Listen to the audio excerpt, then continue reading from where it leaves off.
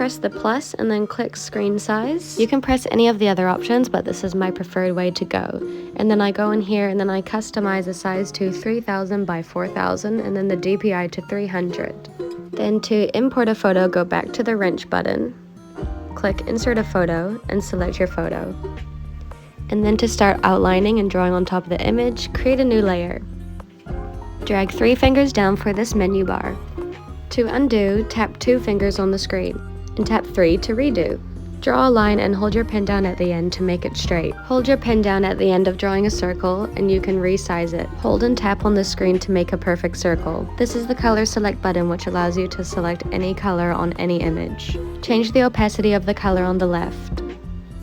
You can draw and fill any shape with color by clicking reference on that layer and dropping in the color. This is the smudge tool, and you can also smudge in any brush that you have.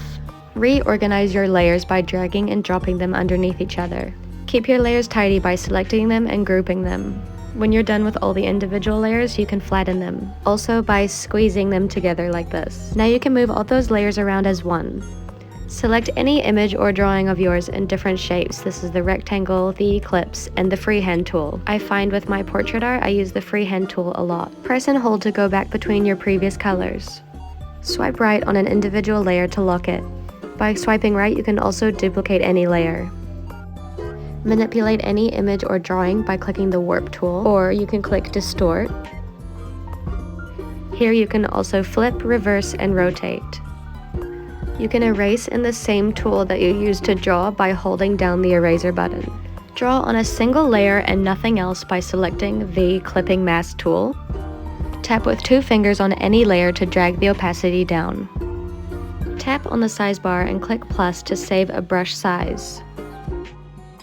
Select an area you want duplicated and then dragging 3 fingers down, clicking copy, 3 fingers down again, and press paste. To make your brush smoother, go into the settings and drag the streamline bar up. Using the freehand tool, you can also tap in different areas to make straight lines. To find perfect harmony colors, come to this area of your color wheel. You can customize the color wheel area like this. To draw a symmetrical shape, go to the wrench, drawing guide, edit drawing guide, and press symmetry.